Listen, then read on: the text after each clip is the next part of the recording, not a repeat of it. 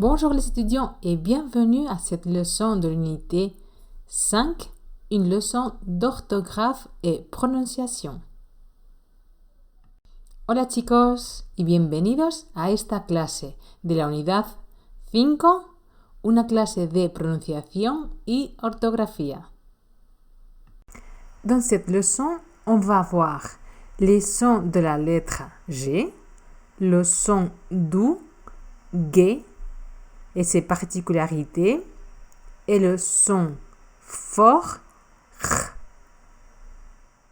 En esta clase vamos a ver los sonidos de la letra G, el sonido suave G y sus particularidades, y el sonido fuerte R. La letra G, comme je viens de dire en espagnol, a deux sons. Le son doux, représenté avec le phonème G et qui se prononce avec les voyelles A, O et U, et le son fort R qui se prononce avec les voyelles E, I. Voyons quelques exemples avec le son G avec les voyelles A, O, U. Galleta, gato, tortuga, gorra, gorila, canguro. Et voyons maintenant quelques mots avec le son R avec les voyelles E et I. Ángel, girasol, colegio, gente, gigante, agenda.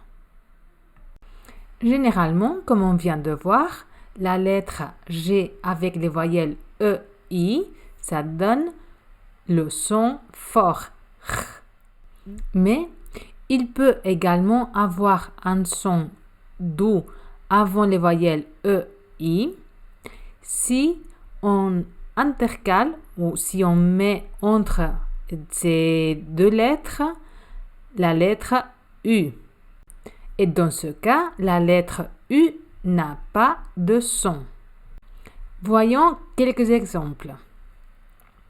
Águila, guerrero, guitarra, guindilla, hoguera, manguera. Comme je viens de dire, si entre la lettre G et les voyelles E ou I, il y a un U, ça se prononce aussi avec le son doux G. Et attention, ça vient de plus en plus compliqué.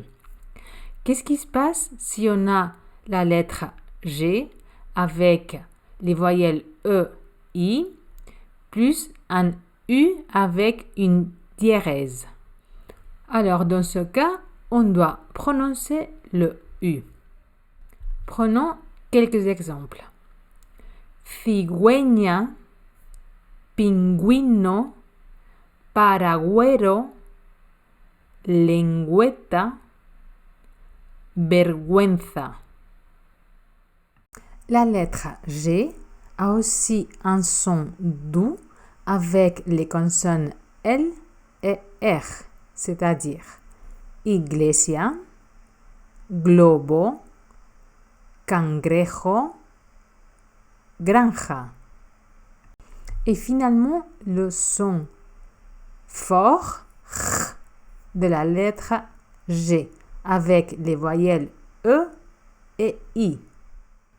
Donc, comme on a déjà vu, quand il y a la lettre G et les voyelles E et I et il n'y a pas de U entre la G et les voyelles, ça se prononce toujours fort. Comme geranio, gendarme, gimnasio, girasol. Et jusqu'ici la leçon d'aujourd'hui.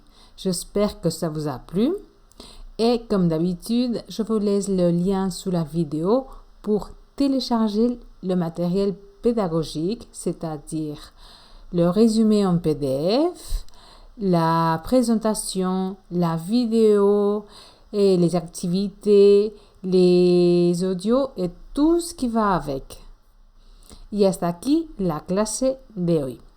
Espero que os haya gustado y como siempre os dejo debajo del vídeo un enlace para descargar los materiales pedagógicos. Es decir, el resumen de la lección, las actividades para practicar, el vídeo, la presentación, los audios y todo lo que conlleva la lección. Et juste vous rappeler que les prochaines leçons, ça sera le 25 mai, une leçon d'expression orale de l'unité 6 et le 1er juin, une leçon de grammaire. Y recordaros que las próximas clases serán ya de la unidad 6, el 25 de mayo una clase de expresión oral y el 1 de junio una clase de gramática. ¡Nos vemos!